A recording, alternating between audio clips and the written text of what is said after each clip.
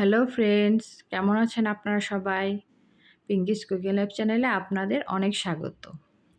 তো আজকে নিয়ে এলাম চিংড়ি মাছের মালাইকারি। তো পুরো ভিডিওটা দেখবেন, ভালো লাগলে লাইক, শেয়ার ও কমেন্ট করবেন, একটা সাবস্ক্রাইব করবেন।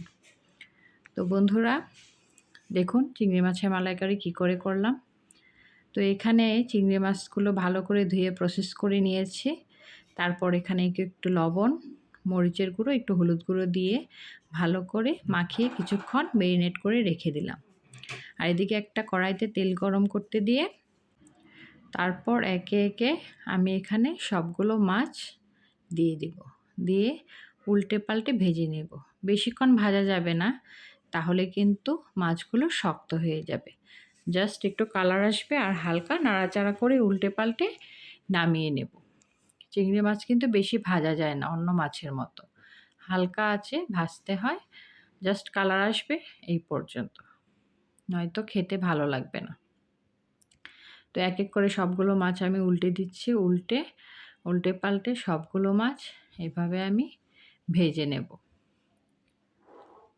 তারপরে এই যে দেখুন ভাজা হয়ে গেছে, এখন আমি তুলে নিচ্ছি একটা একটা করে। তুলে নিয়ে পরবর্তীতে অন্য মাছ আর মাছগুলো রয়েছে সবগুলো মাছ একে একে আমি ভেজে তুলে নিব।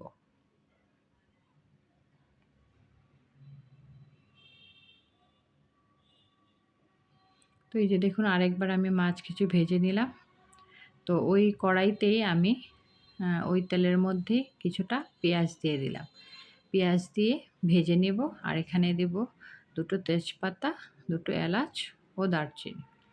তো এখানে আমি একটা পেস্ট বানিয়ে নিয়েছি, জিরা, পেঁয়াজ, কাঁচা লঙ্কা, টমেটো সব কিছু মিলিয়ে একটা পেস্ট করে নিয়েছি। এখানে কিছুটা কাজু বাদাম আর পোস্ত বাটা দিয়ে দিয়েছি। সবগুলো একসাথে আমি পোস্ট করে ওই পেঁয়াজটা ভাজা হলে তার মধ্যে আমি ওই পেস্টটা দিয়ে দেব।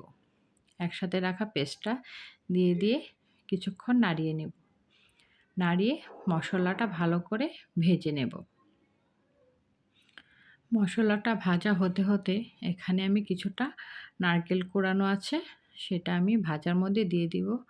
তাহলে খেতে একটু টেস্ট হবে, মুখে দানা দানা বাজবে, ভালো লাগবে মালাইকারিটা।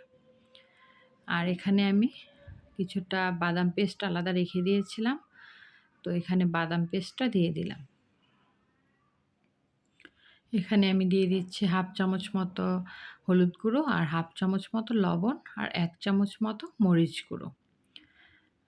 তো এটা যার যার ইচ্ছা মতো করে নেবেন, পছন্দসই ঝালটা। তো দেওয়ার পর আমি ভালো করে মশলাটা কষিয়ে নেব, যেন উপরে তেলটা ভেসে আসে আর কাঁচা গন্ধটা চলে যায়। তো বন্ধুরা দেখুন এই যে আমার কষানো হয়ে গেছে। এখানে আমি গরম জলে নারকেল ভিজিয়ে দুধটা আলাদা করে ছেঁকে রেখে দিয়েছিলাম। তো পুরোটা আমি দিয়ে দিলাম নারকেল দুধটা। তো দিয়ে এভাবে আমি কিছুক্ষণ নাড়িয়ে নেব, নাড়িয়ে আরেকটু কষিয়ে নেব। যতক্ষণ নারকেলের দুধটা উপরে না ভেসে উঠছে ততক্ষণ একটু কষিয়ে নেব।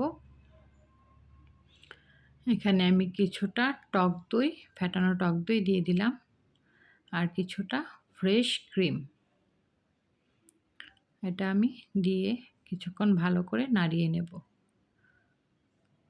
তারপর একটু জল দিয়ে দেব।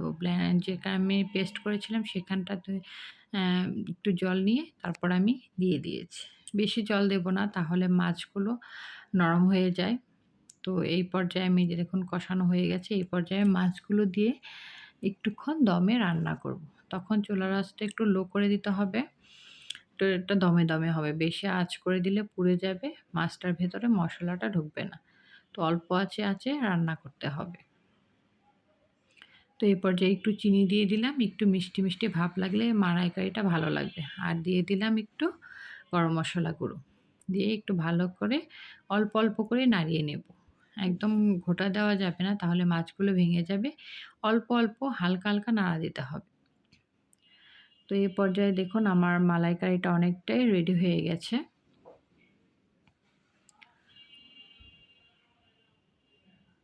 অল্প আঁচে রান্না করছি। এই যে দেখুন আমার মালাইকারিটা একদম রেডি হয়ে গেছে। আমি সার্ভ করে নিয়েছি। তো দেখুন চিংড়ি মাছের মালাইকারিটা কেমন সুন্দর